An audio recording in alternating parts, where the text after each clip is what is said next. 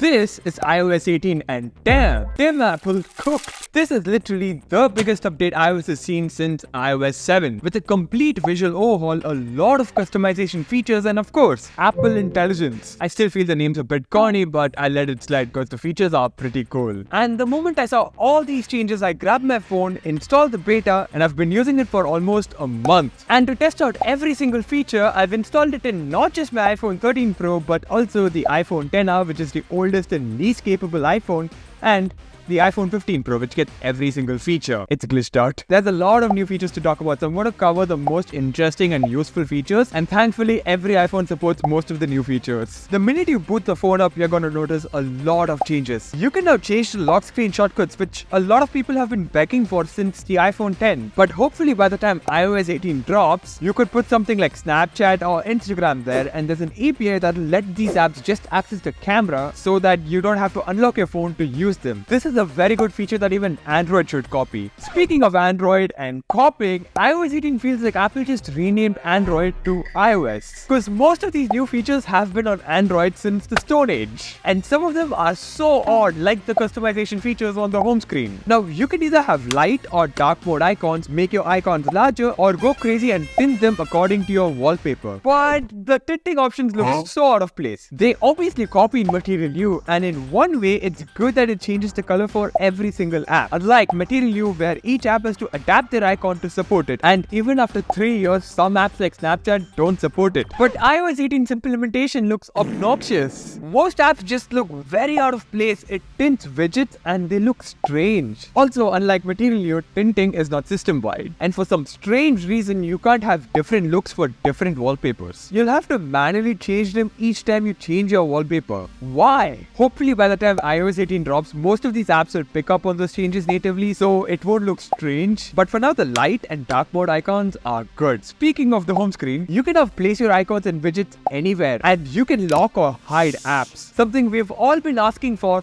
years. And that customization theme carries on to the control center as well. This is the biggest update it's gotten since iOS 11. You can now finally place the toggles anywhere you like, resize them to be small or big, add toggles from your favorite apps, or go crazy with custom shortcut toggles. And it doesn't stop there. You can have multiple control center pages. This is what I've done with my control center. I have one section for my most important toggles, another for music with relevant controls like 3 shortcut toggles to switch between transparency, adaptive, noise cancellation on my AirPods, a final one with just the connectivity toggles. And you can quickly go to a page with a long swipe. But I have one small problem. For some reason, Apple prioritized AirDrop and moved Bluetooth and cellular down to the full menu. And it's down to 3 toggles instead of 4. The last one here is to just remind you there are more toggles, as if no one knew about it. It's been there since iOS 11. I hope by the final beta they fix it and let you customize what 4 toggles appear. Also, Apple did redesign the icons. They finally adopted neumorphism across iOS. There's a lot of it on the control center too. And I know iOS 18 is not drastically different from what iOS 17 was, or even iOS 7 for that matter, but I believe in subtle improvements over change for the sake of it. One thing I'm so glad Apple is bringing back across their operating system is those small little details that made Apple.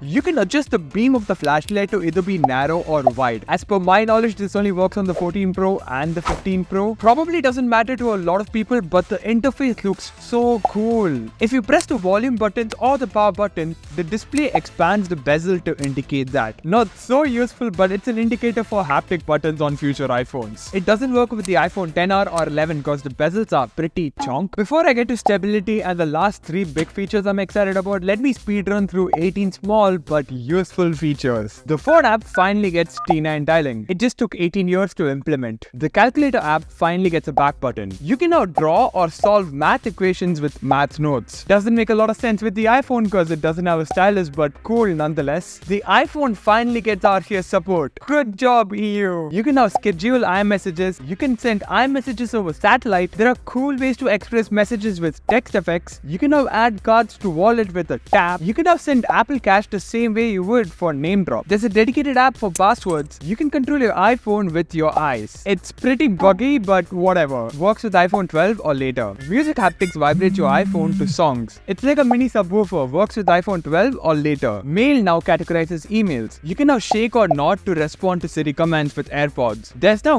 game mode which will reduce latency with AirPods and prioritize performance. Voice memos and notes now record live transcripts. The calendar now combines reminders. The settings app makes a lot of sense now with quick access to important things. But I don't understand why they had to label everything. People already know what Wi-Fi and cellular does. Come on, it's been 18 years. Also, 19 or sub to this channel. We are on the race to hit 100k subs by the end of this year, so make that happen. In terms of stability, the iPhone 13 Pro and 15 Pro feel faster. It's just way more responsive and it doesn't feel like I'm using a beta unless I run into the occasional beta bugs. As for the iPhone XR, it's slower compared to newer iPhones, but it's faster than how it was on iOS 17, which is a good sign. This is the oldest and least capable iPhone and I hope it also gets iOS 19 in the future. Also, the battery life on all three of these phones are pretty bad. It's just beta things. Okay, let's get to the Photos app, which gets its biggest redesign since iOS 13. They've overhauled it a lot to a point where you can't tell the difference between the older one. And also, a lot of people hate it. I like it. There's a big focus given to just your photos and memories. You can clear out screenshots and random photos and recents to just show the photos. It categorizes things like receipts. Overall, it's a very good app and I've been delaying something.